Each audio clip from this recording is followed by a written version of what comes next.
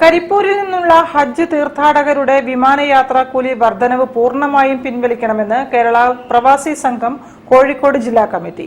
Ticket നിരക്ക് വർദ്ധിപ്പിക്കുന്ന വിമാന കമ്പനികളുടെ നടപടി അവസാനിപ്പിക്കാൻ കേന്ദ്ര സർക്കാർ അടിയന്തരമായി ഇടപെടണമെന്നും ഭാരവാഹികൾ ആവശ്യപ്പെട്ടു. ഹജ്ജ് തീർത്ഥാടകരുടെ ഭീമമായ ടിക്കറ്റ് വർധനവ് നമുക്കറിയാം. 80,000 രൂപയാണ് ഒരു ടിക്കറ്റിന് ഇപ്രാവശ്യം വർധന ഉണ്ടാകുന്നത്. 14,641 പേരാണ് കോഴിക്കോട് നിന്ന് ഈ പ്രാവശ്യം ഹജ്ജിന് പോകുന്നത്.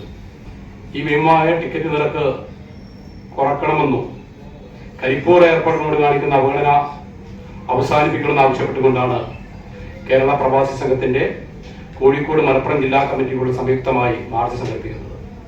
കൊച്ചി, കണ്ണൂർ ഉൾപ്പെടെ രാജ്യത്തെ മറ്റ് എംബാർക്കേഷൻ പോയിന്റുകളിൽ നിന്നും വ്യത്യസ്തമായി കോഴിക്കോട് നിന്നും പുറപ്പെടുന്ന ഹജ്ജ് തീർത്ഥാടകരുടെ വിമാന ടിക്കറ്റ് നിരക്ക് 1 ലക്ഷത്തോളം രൂപ വർദ്ധിപ്പിച്ച എയർ ഇന്ത്യ വിമാന കമ്പനിയുടെ നടപടി ഉടൻ പിൻവലിക്കണമെന്നും രാജ്യത്തെ മറ്റ് എംബാർക്കേഷൻ പോയിന്റുകളിൽ നിന്നുള്ള നിരക്കിന് സമാനമായ തുകയാക്കി പുനഃക്രമീകരിക്കണമെന്നും കേരള പ്രവാസി സംഘം കോഴിക്കോട് ജില്ലാ കമ്മിറ്റി വാർത്താ സമ്മേളനത്തിൽ ആവശ്യപ്പെട്ടു.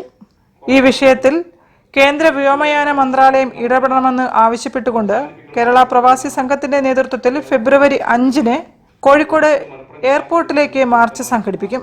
പ്രവാസി സംഘം മലപ്പുറം, കോഴിക്കോട് ജില്ലാ കമ്മിറ്റികളുടെ നേതൃത്വത്തിലാണ് എയർപോർട്ടിലേക്ക് മാർച്ച് സംഘടിപ്പിക്കുന്നതെന്ന് ജില്ലാ secretary CV Iqbal, president K Sajeev Kumar, Kabeer, Salala തുടങ്ങിയവർ വാർത്താ സമ്മേളനത്തിൽ അറിയിച്ചു.